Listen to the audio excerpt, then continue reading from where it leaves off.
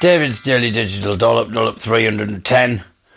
My goodness, what a day it's been. I'm feeling a bit on edge today. I've returned back to Hartlepool, and my dad and his fiancée, Irene, have just got a new phone, and the ringtone, I've just heard the ringtone for it, and it's a bit of an odd one. What's weird about it is the fact that the base unit that you put the cordless phone on has a different tone, has a different tune to the actual phone. So you've got the cordless phone tune and you've got the bass tune, and they're completely different, in completely different keys. They're out of time with each other, and it just creates this odd, unsettling sound. This is what it sounds like. Yeah, to be honest, I was struggling for things to talk about today. Nothing really much has happened of newsworthiness or anything, so it's been a bit of a slow news day, hasn't it? So I thought we'd talk about my cordless phone instead. There was something else, actually. I think I was on edge before this point, but I can't quite remember what that thing was, but there was something that irritated me earlier in the day. Right, so here we go. This is the sound of the phone.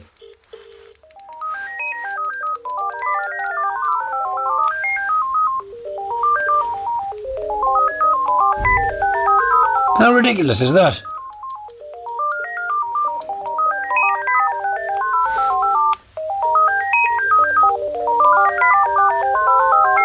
Completely out of time with each other, completely out of tune. It seems very unnecessary to have two separate tunes, and they don't really weave over the top of each other. I mean, it might be quite nice if they'd have sort of done theme and variations, maybe. So you've got the bass unit, which does a melody, and then you've got the cordless phone, which does a counter melody. And there's two cordless phones and two bass units, so maybe the other bass unit could do supporting melody, and then there could be another counter melody on top of that from the other cordless phone. That might be quite nice. That would fill the house with a bit of harmony when the phone rings. This is just a cacophony of sounds. If, for whatever reason, you've got the two phones in the same room, maybe you've got one on the bass unit, you've got another one on the sofa, then you've got three things going on at the same time. And even though the first cordless phone and the second cordless phone are playing the same tune, they're both doing it at different times. So it just creates this cacophony. Well, come on, David, don't just tell us about it. We want to hear it. Well, okay, well, if you insist, I'll get the other cordless phones and I'll show you what I mean. Okay, here we go.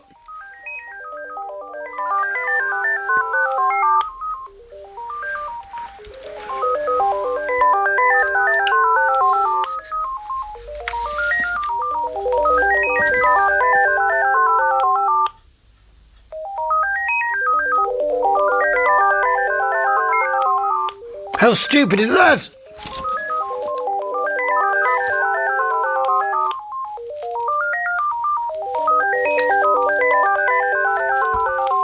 Makes absolutely no sense whatsoever. Just imagine how nice it could be if they had, like, counter melodies that were in the same key. So that set me on edge a little bit. But, as I say, I think I was already on edge before that. Just trying to remember what it was that's irritated me. There's something that happened earlier today. What was it? Oh, yes. Donald Trump is the President of the United States of America. That's the one. Our feature, Hey, Unable to Be Looking, What You Gonna Be Cooking? So yesterday I gave you a list of ingredients that I'd bought from the shop, and you had to guess what I would be cooking with those ingredients. And Jill got it right. She says, you're cooking kedgeree. Indeed I was. Well done. Excellent. A feature worthy of BBC local radio there. And then the day after we might do What's That Sound?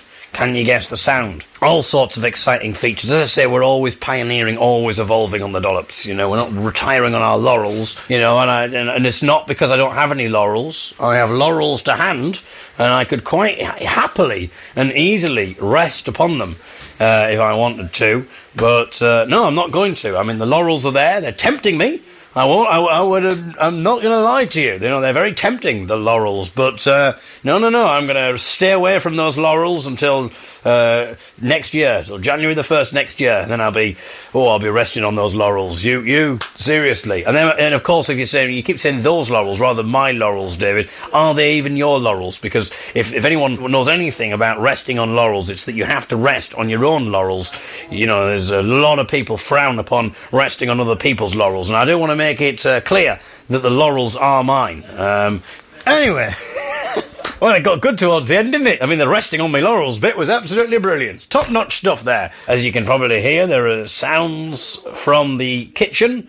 That is my dad and Irene. And as I walk into the kitchen and say hello to them, they've just arrived back, I will say goodbye to you. Just passing my laurels on the way to the kitchen. Just passing the laurels there. So thank you very much for listening. I'll be back for dollop 311 tomorrow. Until then, goodbye. Hello, Irene. Hi, David. You all right, dear? Yes. Ah. David's Daily Digital dollop 311. So we were in school again today, and the new head teacher, we've been in this school many times, it's the school that I used to go to, English Martyrs and Hartlepool, and we met the head teacher, the new head teacher for the first time. We're good friends with the old head teacher. In fact, the old head teacher is coming on one of our singing weekends in a couple of weeks, and it was he, actually, who did the assembly. Do you remember I talked to you about the accordion story, when I had to relieve myself outside at 3 o'clock in the morning? If you haven't heard this story, this brief summary is going to sound rather weird. But you know the story where I had my penis out at 3 o'clock in the morning, but I had my accordion on and the accordion billows opened and I was running down the street with it hacking out. There is more context to it, but you'll have to go back and listen to that one. So it was the old head teacher of this school that did the assembly about this story. And we talked about that on the dollop a few weeks ago. Well, this is the new head teacher of the school. We'd never met this head teacher before. Never met him before. A little bit nerve-wracking. We've been going to this other school for years. We've never met this head teacher. He'd come up from a completely different school. We had no affiliation with him whatsoever. And the first thing he says when he comes up to me is, I'm loving David's Daily Digital Dollop. First thing he said, and he's listened to quite a few of them. He hadn't heard the one about the accordion story, so he wasn't aware that his predecessor had done a school assembly based on one of my anecdotes. But now that he is aware, I may be used once again in a school assembly. So I'm really thinking that we talked about this a few weeks ago, that there is potential for an education package that I could deliver based around David's Daily Digital Dollops. I'll be having a look. I think next year, because I won't be doing the dollops next year, and I know that a lot of you have sent money to me, and a lot of people have, a few people sent death threats even. But to be honest, if you're going to send death threats, yes, I do fear my own life, so I mean that's kind of effective. But if you're going to blackmail me and say that you'll also kill Sean and Michael, it's not. I mean, you just do me a favour there. So, it's not really. A few people have said, we're going to kill the people closest to you. And to be honest, that's not anyone in my family. That's Sean and Michael. They're the people closest to me. Not emotionally, just physically. We're in that bloody van all the time. So if you're referring to Sean and Michael, go ahead. I don't need them anymore because my solo career is going to take off when I do the school circuit, the school assembly circuit, doing David's Daily Digital Dollops. But if there are any teachers or headmasters listening other than the ones that we already know are on board, then feel free to get in touch and we'll maybe look at some kind of funding or something like that we can do. If anyone's got any ideas, then David's Daily Digital Dollop will be touring the school assembly circuit. Excellent. Anyway, I want to talk about this mysterious voice, because no one else has got back in touch with me apart from Fiona. And I just want to quickly touch upon this because no one else has got in touch, and for me this is like a really mysterious thing and nobody else really seems to have taken to it or thinks it's anything at all. So let me just very quickly recap. In 2006 I was doing a hospital radio show and I was with a few people, all men, 3 men, and it wasn't until I was listening to the recording back, so I was transferring the cassette, I think it was, to the computer, that I noticed a mysterious voice creeping into the audio. It seems to me like a definite statement. It's a woman's voice, and it's kind of saying something, saying something, and then there's like a sinister laugh. And there weren't any women in the studio. We didn't allow women in the studio. None of us heard it at the time, and it was only when I listened to it back that I realised, as soon as I heard it, it was really freaky. I was like, what the bloody hell's that? What's that? And the sinister laugh. But the weird thing is, I played it, we did the whole Halloween special, and I played it on the dollop, and I've asked you to tell me what you think it says. And no one's really got involved in this. Whereas when I ask about what noise various animals make in other languages, we get loads of bloody people. No, this doesn't really take it on, and all I can imagine is that no one's really hearing the voice. And I'm now thinking, am I imagining this? Is it even a voice? So I want you to listen again and have a think about it and tell me, is it saying something? I'm going to play this again. If you listened 4 hours ago, you'd be well aware of what we're talking about. Okay, so that's the clip. So obviously that you can hear us. And then this woman's voice. Surely that's a woman's voice. And then a sinister laugh. If you listened 4 hours ago, you'd be well aware of what we're talking about. But The only real comment that we've had from this is from Fiona, who says she can't hear a voice, she can just hear the sound of throat clearing. If you listened 4 hours ago, you'd be well aware of what we're talking about. But I'm pretty sure there's a voice there. What do we think? What is the voice? And the reason we were talking about this is because it was a Halloween special, so it was a little bit of a mysterious thing. And also there are theories about these voices being the voices of the dead, potentially. So I thought it was a nice thing to do. Well, not a nice thing, necessarily, but I thought it was a thing to do for Halloween. It was fitting for Halloween. But if everybody else just thinks it's just clearing our throats and they can't actually hear a voice, then I don't know. I mean, okay, so I'm going to play it one more time, and then I've got Dad and Irene are around, so I suppose I could ask them and see what they think the voice is saying, or if indeed they can even hear a voice. So here's the clip one more time, and I'll go into the kitchen. If you listened 4 hours ago, you'd be well aware of what we're talking about. Hello. Hello. I need to ask you something. Yes. First question is, there's going to be 3 men's voices, and I want you to tell me, doesn't matter what it's saying at the moment, if it's anything, if you can hear a woman's voice in this clip. Right. Here we go. If you listened 4 hours ago, you'd be well aware of what we're talking about. Could you like No, laughing? I couldn't hear Sort of a voice. laughing.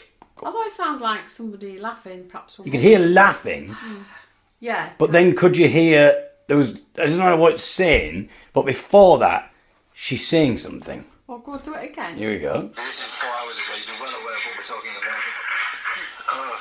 I wouldn't like to say while you're talking. It Really? does sound as though. Do it again. Right, because, to me, Do it again. it sounds like there's duh, duh, duh, duh, duh, as a voice. Like, almost like there's 5 syllables, duh, duh, duh, duh, duh, and then the laugh. If you listened 4 hours ago, you'd be well aware of what we're talking about. It sounds. I mean, it could be. It And I just sounds like it could be a woman's voice in background and then sort of. Bit Or it of could be a trolley going along the corridor. But that's surely, I'll put it one more time, that's surely a voice, isn't it? Like, it's going duh, duh, duh, duh, duh, and then the thing is, because we're talking over it, it's difficult to tell, because, you know, in the actual thing. If you listened 4 hours ago, you'd be well aware of what we're talking about. It's difficult, isn't it? Maybe clutching at straws. Yeah. Do you What do think? you think? It does a bit with imagination. With imagination? Surely it doesn't require any imagination. A good drink. What else could it be? Drink. What else could it be? There could be somebody who's shuffling papers or something. Yes. It, What? That doesn't sound like shuffling papers. If you listened 4 hours ago, you'd be well aware of what we're talking about. Could be, yeah, possibly you put washing pots and pans in the What? distance. Just Oh, that's a voice. That's a voice, isn't it? To me, maybe it's because I heard it, thought it was a voice, it was quite freaky, and now sounds like it could be something at a distance. Just noise in the background. we need more results on this. I want to know what it is. People, there are hundreds of you listening to this, so come on, get your act together and let me know. Am I delusional here? What is that sound? If you listened 4 hours ago, you'd be well aware of what we're talking about. Could it be papers shuffling? This doesn't sound like papers shuffling to me. I'm going to give it until, well, depending on how many results we get. In the next couple of days, though, 2 or 3 days, I'm going to tell you what I thought it was saying. Anyway, we'll hopefully get to the bottom of this mystery, whatever it may be. I don't know what it is, but I'm intrigued to see if you can shed any light. David's Daily Digital Dollop, Dollop 312. William Wordsworth versus Microsoft Windows. My computer is being especially needy today. As soon as I opened a blank document ready to type today's dollop, a notification popped up on my screen declaring that Windows had successfully updated. Great news, I thought. What a fantastic start to the day. Buoyed up by this knowledge, I began to type today's dollop, but before I'd got halfway through the first sentence, I was interrupted again by another notification. This time it was telling me that Intel had successfully installed an update.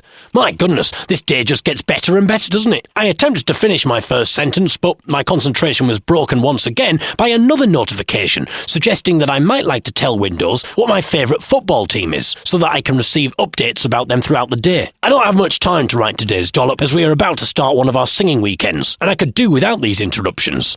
I'm not sure if it's really all that necessary for me to know that Windows and Intel have been updated. I never actually notice any improvement when these updates are installed. The computer doesn't seem to run any quicker or anything. In fact, the only noticeable difference seems to be that with each update, I get more and more pointless notifications. And now I'm getting unwanted notifications asking me to provide it with information so that I can essentially give my computer permission to bug me with even more notifications.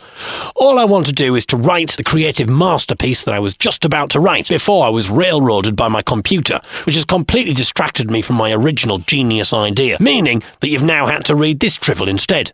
These constant computer interruptions are probably responsible for thousands of unwritten or incomplete literary and artistic masterpieces that will never see the light of day, all because the writer's concentration had been broken by Windows asking them to choose what their favourite breakfast cereals are, so that they can be instantly notified whenever a supermarket has a special offer on one of them. If Windows had been around a few hundred years ago, I wonder how many of our most celebrated literary works would have been affected. Imagine how different things might have been if Wordsworth had to put up with flashing Windows notifications while he was trying to write his poetry. Right, okay, to work. Oh, I've got it. I wandered lonely as a... Oh, what the hell? The current temperature in Cockermouth is 54 degrees Fahrenheit. Go away, you bloody thing. I'm trying to write a poem. Okay, so where was I? I wandered lonely as a... God, now what was it? I wandered lonely as a lonely person. That'll do, I suppose. So, I wandered lonely as a lonely person that... Oh, what now? You are currently using the default screensaver. Why not choose your own from our extensive list here? Because I'm trying to... Oh, I like that one with the clouds and the hills and the daffodils. Oh, very nice. Oh, hang on. That's it. I wandered lonely as a cloud that floats on... Oh, for goodness sake, what is it now? Here at Microsoft, we want your Windows experience to feel truly you, which is why we're always looking for ways of personalising your computer. Fun suggestion. We could rename the Microsoft desktop icon to, say, Microsoft Wordsworth. Would you like me to make this change for you? No, I bloody well wouldn't. Now, just let me write this bloody poem. I wandered lonely as a... Facebook notification. Samuel Coleridge has updated his mood status to romantic.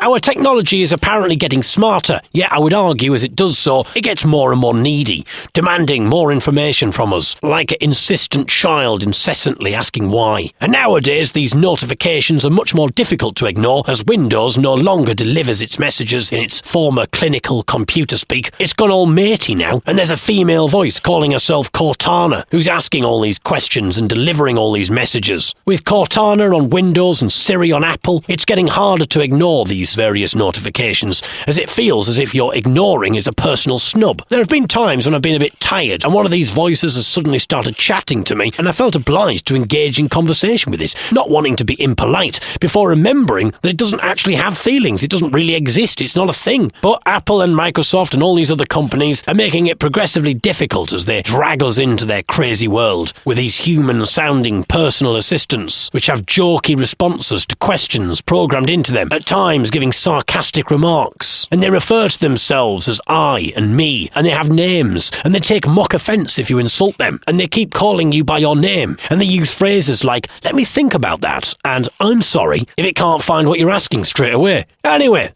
Mustache, Cortana has just told me about an exciting offer on muesli at Sainsbury's. I take it all back. This technology is great.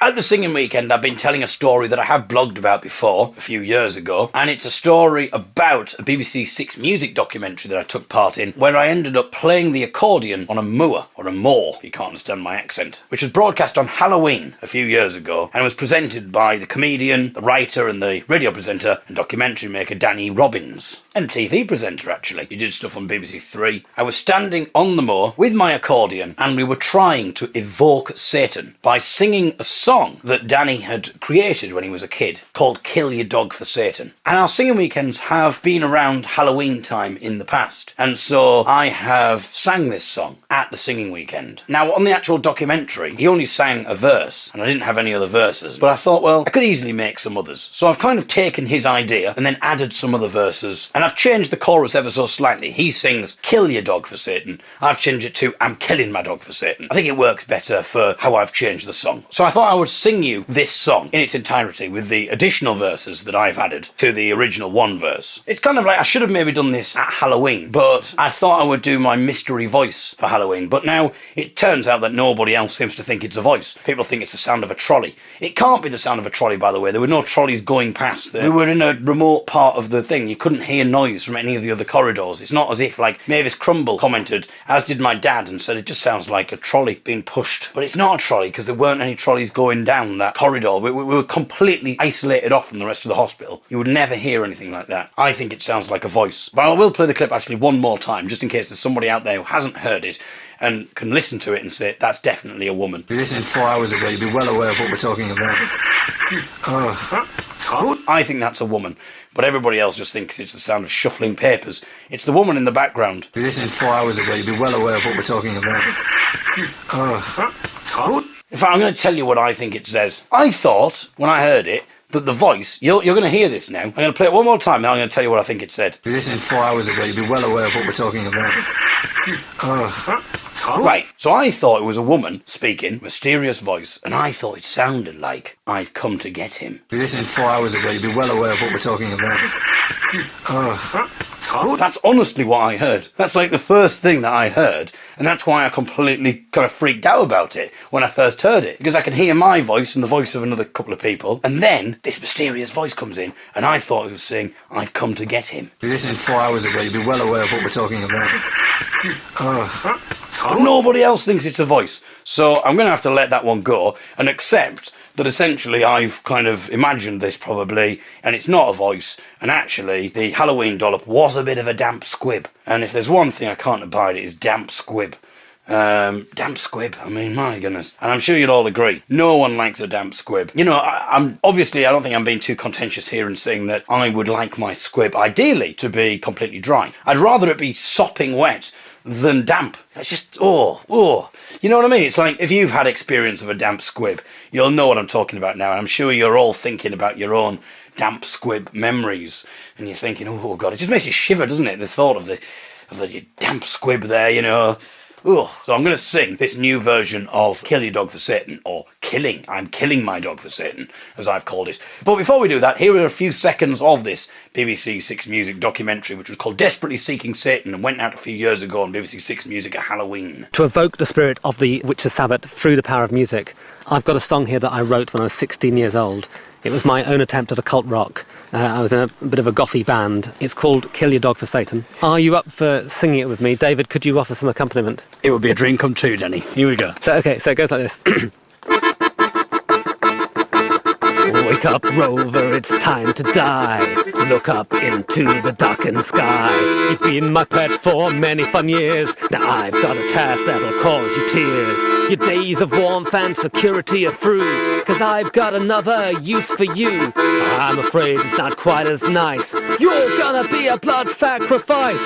Kill your dog for, kill your dog for, kill your dog for Satan. Kill your dog, kill your dog, kill your dog for Satan. Kill your dog for Satan. Amazingly, my teenage occult rock song fails to summon the Goat of Mendes, though it does scare a passing cyclist. Right now, I'm going to take to the piano and I'm going to sing my adapted version of this song with additional verses. I want to stress that no actual dogs were harmed during the making of this song. I will warn you, I do make the sound of a dog in the song, and I just want you to know that that's not a real dog, because you might have thought that it was, because I'm a good impressionist. I accept that, I understand. I'm very talented at what I do, and you know, you might hear the dog sound and you might think, my God, he's torturing a real dog there.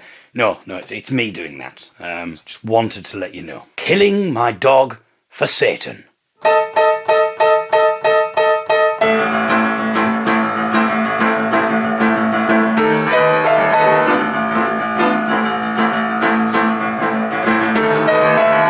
up, Rover, it's time to die.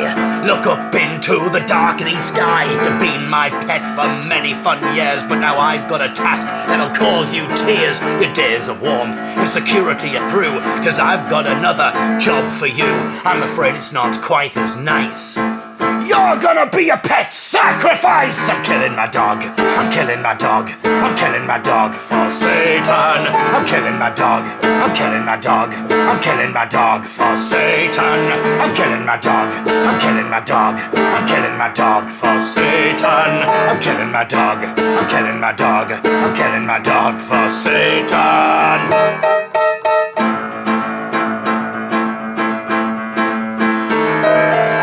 Since you were a puppy, and boy, how you've grown, but now it's time to leave the security of your family home. Put down that chew toy, leave go of that bone. There's no one you can call, there's no one you can phone, and even if you could call someone, they wouldn't get here in time. And anyway, who would you call? K999? You've always been such a friendly and faithful chihuahua, but now I'm offering up your soul for the devil to devour. I'm killing my dog.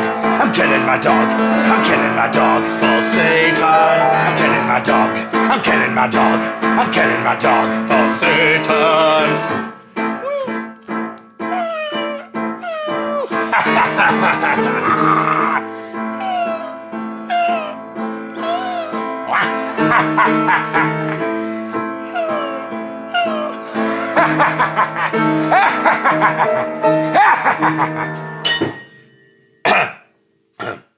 Oh, Rover, you silly old chump, as you give my leg one farewell hump. For old time's sake, I'll give your belly a rub, then I'll pat you on the head and feed you to Beelzebub. I'm sorry, Rover, but I just don't have a choice. I heard satanic messages in your doggy voice, so I know that you're Satan's, I know that you're cursed, 'cause I recorded you barking and I played it in reverse. I'm killing my dog. I'm killing my dog. I'm killing my dog for Satan. I'm killing my dog. I'm killing my dog. I'm killing my dog for Satan. I'm killing my dog. I'm killing my dog.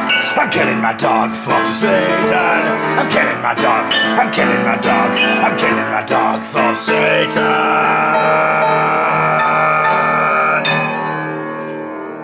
Make no bones about it, Rover. It's time to die. You're Satan's now as I cast you into the fiery dark. And once you're Satan's and you're in hell, my friend, you ain't ever coming back.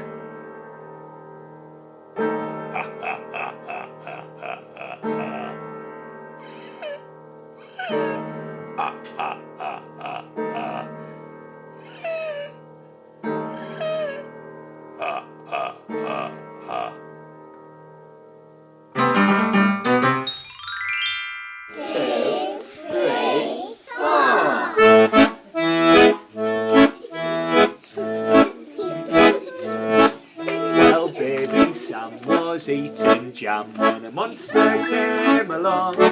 So he dropped the jam, he burped and ran and sang this little song. Here we go. Wiggle, wiggle, wiggle, wiggle, wiggle, wiggle, wiggle. And wiggle, and giggle, giggle, giggle, giggle, giggle, giggle, giggle. And you all very good. Well, then he saw a dinosaur.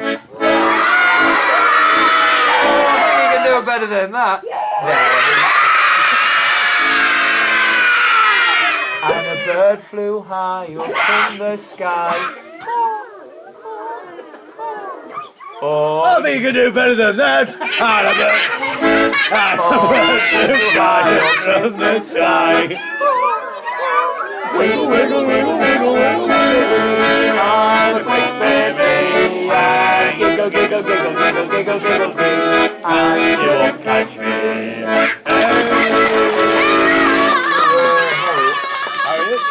David's Daily Digital Dollop 314. My goodness, what a strange existence I have. So for 5 weeks consecutively, we're doing our singing weekends, where we get people in a youth hostel, we teach them songs, we do quizzes with them, we play various games, we tell stories. When I say we get people in a youth hostel, people voluntarily book these singing weekends. We don't just grab people off the street. Come on, come and sing some songs with us. Lock the doors, Michael. Lock the doors. Right. We're not going to hurt you. We're not going to hurt you unless you unless you struggle. We're just tying into the chairs for precautionary reasons. Or we don't want to hurt you. All we want to do is sing some songs. People come on their own volition. So we're doing the singing weekends on the weekend, obviously. Hence the title. Now, it took us quite a while to think of that. The first few times we did singing weekends, actually, we made a bit of a mistake. We did actually do them on a Wednesday. We got a marketing person involved, and they sort of pointed out the flaw there and suggested that we might want to do the singing weekends on a weekend. It's always good to get the advice of professionals. So they take place on the weekend, and then during the week, we're in schools. So this week, we're in school Tuesday, Wednesday, and Thursday, and then we do our singing weekend Friday, Saturday, Sunday. And we've been doing that for the other weeks as well. And it's a really surreal experience, because one of the things that we do on the weekend is we do a drunken mock-up of what we do in schools. So we go to the pub, people have a few drinks, and then we do the children's songs and the stories that we've been doing with the kids in front of the adults. And, you know, some people really get into the spirit and they pretend to be kids and they put on weird voices. Others... It's quite strange. If you haven't been on one of the singing weekends, but you are coming on one of them, now you're probably thinking, oh, bloody hell, what have I let myself in for? It sounds absolutely hideous.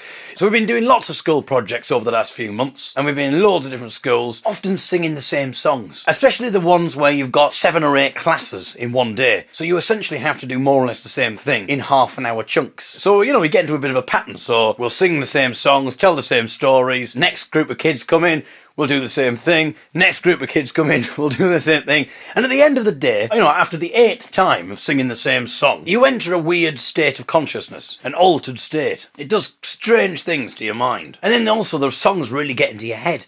And you just can't get them out of your head. So you're walking down the street, or I'm in the supermarket or something, and I suddenly catch myself singing, I'm not really a pig, you see, a wicked old witch put a spell on me. You know, because I'm just so used to it, my brain's kind of gone into autopilot, and I'm realised, oh, bloody hell, I'm singing this quite loud. And there's been times as well where Sean said the same thing so many times that you can tell he's kind of gone into autopilot a little bit, and sometimes he's said something completely wrong. He's missed out a bit of the story, he's got them distorted because he's lost track of where he is, and he's just sort of on autopilot, but something's gone wrong. So in the song I was just talking about there, where it goes, I'm not really a pig, you see, a wicked old witch put a spell on me. Don't worry if you are coming to one of our singing weekends and you think, oh, well, thank you very much for telling us, David. You know, we were looking forward to that. You know, you spoilt the story now. Don't worry, I mean, that's not like a big reveal, or it's not a big spoiler. If you are coming to the singing weekend and you come to our drunken children's workshop in the pub, you know, the bit where it's revealed that the boy isn't a pig is right at the start. You know, I don't want you to worry that, you know, you're into a big meaty story here.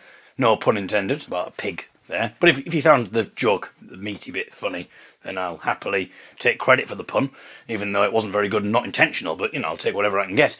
But don't worry, it's not a massive spoiler. You know, but Sean can be singing the song and he just gets the words confused, but because he's on autopilot, he's not realised. He's sort of zoned out for a little bit, his brain's got a bit muddled. And so, at one point, he was singing, but he just got the words in the wrong order and shouted, I'm not really a witch, you see, a wicked old pig put a spell on me. And you wonder what the kids are thinking. I mean, in some ways, that's probably more like it, you know. They're probably thinking, oh, I love the twist there. You know, we've had people come into our school before. We all know about wicked old witches and, you know, putting spells on people, but we've never heard about a wicked old pig getting its own back on a witch. I mean, this is absolutely brilliant. He's really playing with the formula. He's messing things up. He's a pioneer. Anyway, so we sing these songs during the day at school. Let's say we're in school Monday, Tuesday, Wednesday, Thursday, and we sing each song about 8 times a day. In those 4 days, we're singing the same song 30 or 40 times. And then on the Saturday, you then go into a pub and then sing the songs in front of loads of drunken adults who are like doing mock heckles, pretending to be children. I've been playing the accordion and singing these songs all week,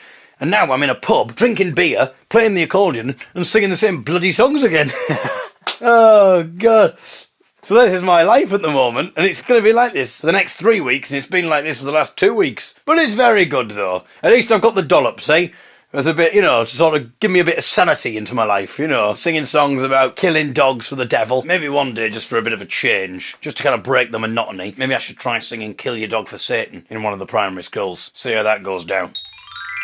An element of the reincarnation concept is the notion of soul groups, where the same souls live out many lives together, but taking on different guises and living in different environments. So, my brother in this life might have been my dad in the last one, or my girlfriend in my current life might have been my sister in a previous one. I know, it's a bit of a disgusting notion really, isn't it? It certainly makes me feel a bit squeamish about me having sex with my brother, knowing that in a roundabout way, I might actually have been having sex with my dad. Well, I won't be doing that again, I can tell you. When I say having sex in a roundabout way, this is not a description of a sex position, just in case you were getting a bit confused there and trying to imagine what having sex in a roundabout way might involve. When the book version of David's Daily Digital Dollop is published, I will of course be providing you with supplementary diagrams when necessary, and there'll be a special pop-out book version for the blind, and of course small children. Anyway, sorry, I was trying to make a philosophical point on the subject of reincarnation, but then I ended up finding myself knee-deep in bile, which incidentally is something that can easily happen if you try having sex in the roundabout way position. The idea of soul groups is apparently so that we learn our karmic lessons together. So as time passes and we live more lives together, we experience a broad range of situations, and through the course of many lives experienced together, we go from murdering each other and generally behaving like bastards to being busy mates. If all this is true, then I think it's safe to say that me, Sean and Michael are definitely in the same soul group, given that I probably spend about 90% of my time with them. I am writing today's dollop in the young'un's tiny van, squashed up tightly against the other two, stuck in non-moving traffic, having just spent the last 8 hours with them, singing the same songs hour after hour with a load of children, just like I did the day before that, and the day before that, and all of last week and the week before that. In the last month, I've only had 2 days where I haven't seen Sean and Michael. I dread to think what we did in a past life, but it was clearly something dastardly evil to deserve this fate. I wonder what other lives we might have lived, and who we were in relation to one another. I wonder if we are currently passing our karmic tests this time round, or whether we're going to have to experience yet another life together. Sometimes Michael and Sean really piss me off, but I desperately try not to react to it and snap at them, just in case the past lives soul group theory is true. I don't want to fail my karmic lessons and then find myself stuck in a life with these two idiots again, possibly living a life in which we have to go into business together, end up running a solicitor's firm or an estate agent's. So, I try to be as nice to them as I can, and if they get to me, I just take deep breaths and bite my tongue. Obviously, this tongue biting is deliberate, so it would not register on my database of mouth biting episodes. The next one's still being expected in about 45 days, as if you needed telling. I'm sure that you're all diligently following along on your mouth biting calendars. David's Daily Digital Dollop, Dollop 316. My goodness, I think I've reached the cusp of exhaustion. If anyone's coming to our singing weekend tomorrow, I might schedule a few naps on the itinerary. 7 till 7:30, nap. 7:30 till 8:30, we'll have dinner. Then 8:30 to the rest of the evening, we'll just have as a nap, I think. I thought I'd spend today's dollop just going through a few comments. This is not a nice comment from Chastity Payne, who says, I bit my mouth yesterday, and a bit of it came off. Ugh, I found it when I brushed my teeth last night. It fell into the sink, or was it just in your mouth? How big a piece are we talking about? I considered eating it, but that would be like self-cannibalism, wouldn't it? Well, if we're just talking about a little bit and you ate it, I think that's fine. But, you know, I think if you decided to maybe cook it or something, you know, like prepare it, put a bit of seasoning on it or something like that, you might eat it one time and then think, oh, it was all right, but what would it be like if I fried it in butter or with a bit of garlic or something like that? And Chris has commented on yesterday's dollop. We were talking about reincarnation on yesterday's dollop, and Chris has responded to this saying, as over the recent past the population has doubled and redoubled, where do all the extra souls come from? Is it not far more likely that the soul does not exist and we are just one more animal species, but one with the power to breed ourselves to extinction?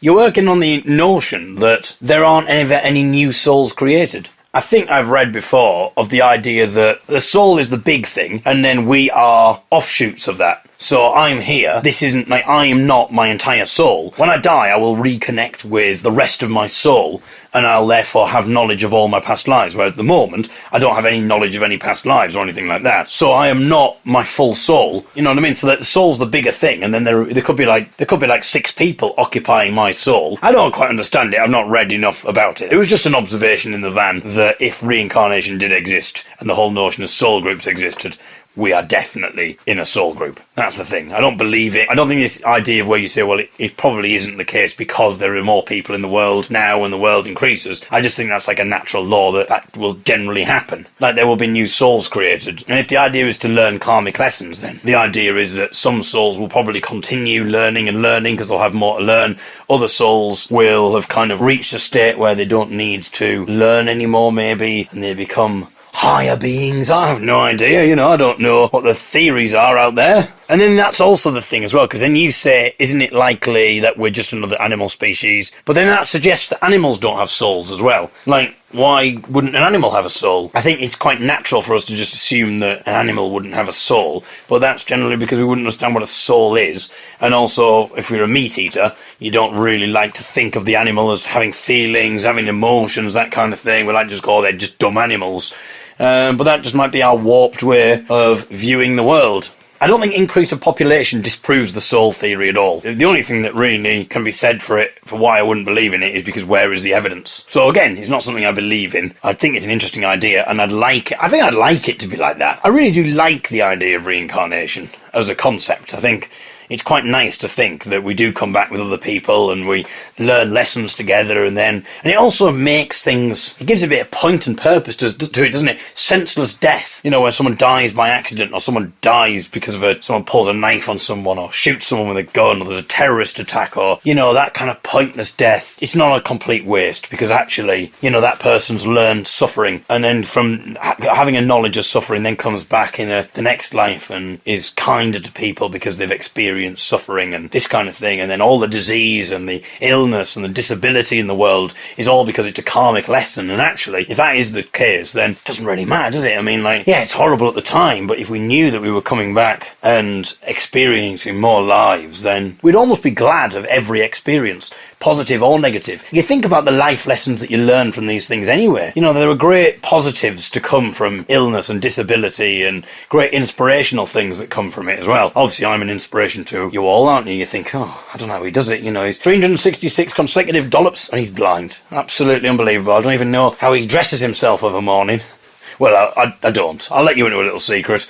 As I say, I spend 90% of my time with Michael and Sean, and they take it in turns to dress me. I mean, it's not because I can't dress myself, it's just because they really enjoy it. It just keeps the relationship alive, you know what I mean? It's just something I can do to put the spice back into a relationship. I just think it would make so much sense if we died, and then we realised that, oh no, we've had all these different lives before, and that actually, the reason that we're so close is because we've lived lots of different lives together. And it'd be quite fun when you're dead, to be able to compare notes and sort of go, oh, well, we were brother and sister before, and in this life we ended up getting married to each other. Oh, in a previous life, Michael, I brutally murdered you, and then we end up coming back to learn our karmic lessons together, because you slept with my wife, who just so happened to be Sean, in this life, and then we all come back together and end up forming a folk group. I mean, who would have thought, eh? Absolutely brilliant. Right. Well, I think we've learnt our karmic lesson, and then we go up and see God, whoever it is, and he says, well, you learnt your karmic lessons well there, lads. The previous life was a bit messy, wasn't it, with the whole murder and adultery thing, but you've done really well, you've formed a folk group, well done, lads. Anyway, if you've got any more thoughts about reincarnation, or the very controversial and pressing subject of eating your own body parts, then feel free to get in touch, and I'll be back tomorrow for Dolop 317. Goodbye.